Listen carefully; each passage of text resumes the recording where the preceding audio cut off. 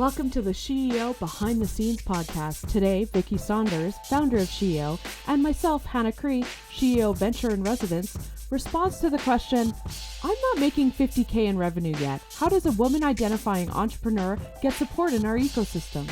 And we may have gone out on a couple of tangents. We talk about action before words, our racial justice working group, and not following the playbook of the past. Let's jump in. We were not out the door in 2 seconds with Black Lives Matter giving you a reading list. We went and did the work. We did a race to dinner, which was unbelievably amazing. With their team, it was incredibly hard and deep work. It was so hard, deep work. And, but like the beginning, really, we have the privilege of doing this work. So Yes. Hello. And then we talked about it after. And then a whole bunch of our activators started to do that too. And we're doing a racial justice working group. But this like, oh, we went black and changed the box and wrote a note. Which we didn't do. We didn't do that. Yeah. Which, I had feedback of like, oh, I was really surprised it took SheEO a while to come out with something. And my response was, I was there and it was almost every day on a call with another activator or another person and talking about it as a team, struggling internally because we have different races, different backgrounds on our teams. And like, how do we talk about this? And what does this look like? And the first step was listening. Right? Listening to feedback and listening. And you kept on saying to me, because I'm from the marketing social media, because I was like, we got to say something, what's going to happen? And all of this. And it was like, we need to do action first, words later. Like we will talk about it after we have done the work. And so that is also one of the pieces where I was like, that's what we need to share. Yeah. That it wasn't that we were, if anything, everything else we were doing was kind of put aside. This was what we needed to focus on in the moment and then build something from that, all because a venture called you. Remember, she called you and was like, what the fuck are you going to do? Yeah. What are you doing, Saunders? Get on it. I'm like, on it. Yeah.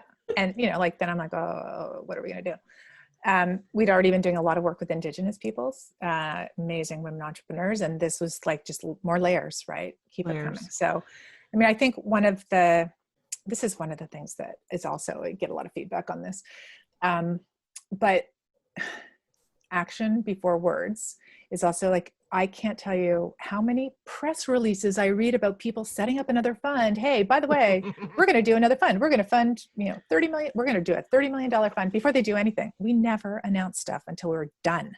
We announce after we do things, which is so opposite land. And so I was catching up with some of our board and a couple of activators the other day. And I'm like, and this is coming and this, and they're like, oh my God, you have to talk about that. I'm like, they can talk about it. They can announce that we're doing these things when it's ready. But they're like, no, but like, the natural tendency is to like put out a press release before it happens. You do all this. I'm like, no, we can talk about it after and show the results. It's a very different way of being. It's like the non-PR PR way, Yeah, I agree. So I saw this question actually a lot at TWEF and since we already kind of chatted about this, there's a lot of entrepreneurs that I saw in the Toronto Women's Entrepreneurship Forum. They're not at the 50K mark, and that's what you need to be in generating revenue. And we're in COVID world. And I always feel like the first reaction of a lot of entrepreneurs that are even starting are like, where are all the grants and where's all the money to help me start my business?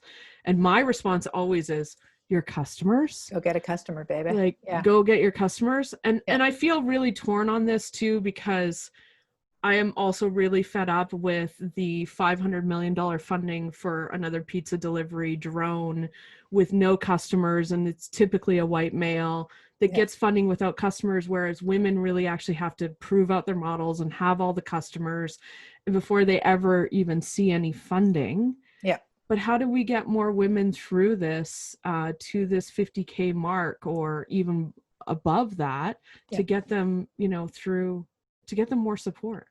Yeah, well, it's fascinating because when when we first started SheEO, the vibe was very much like older women. I'm going to like, a little bit farther on your career. Yeah. Like legacy give back, making your gift of $1,100 because you've made it to support those coming next. Like that was kind of the vibe. Right. Sure. The people that showed up, and it's completely flipped in the past 5 years. It's now, oh, you don't yet have 50K in rev. This is literally the most amazing place to build your business. Come in as an entrepreneur and activate. It's $92 a month. Like if you don't have $92 a month to spend $3 a day to spend on your business, hello, Yeah. Jump in there.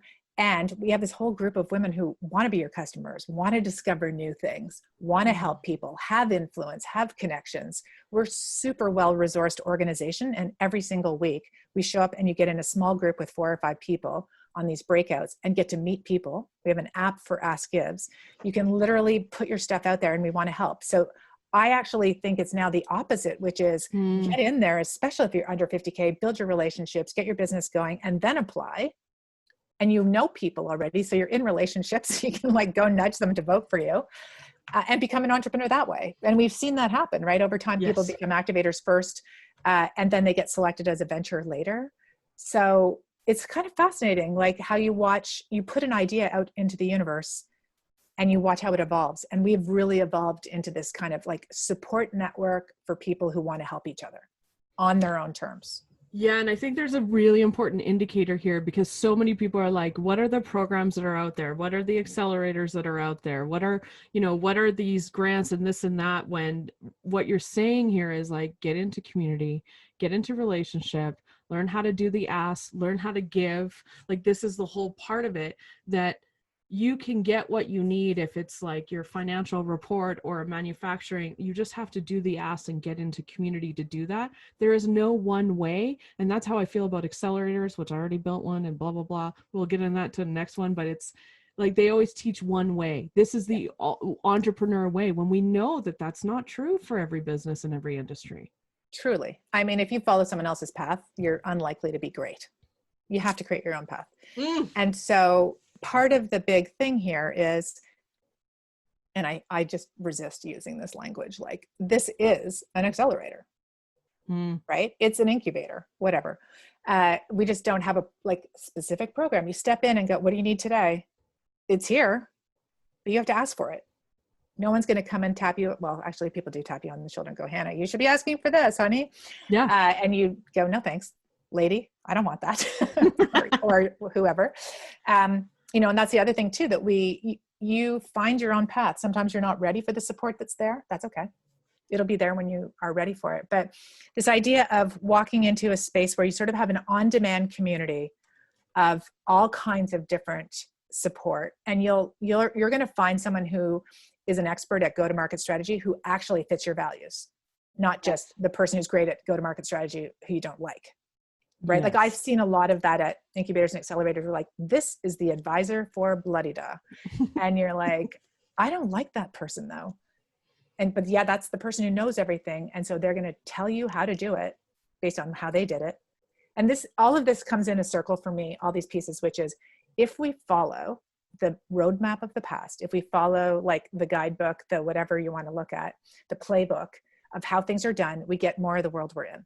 We can all agree right now, we don't want more of this world. It's super problematic. Yeah. It's not fair. It's unequal. It's unjust all over the place. Structural inequities everywhere you go. So why would you follow the playbook of the past? It makes no sense. We have to go create our own, which means then you have to trust yourself and step in and pick yourself and believe that we'll figure it out together. So that's the work to get into the community. Have a topic or question about SheEO?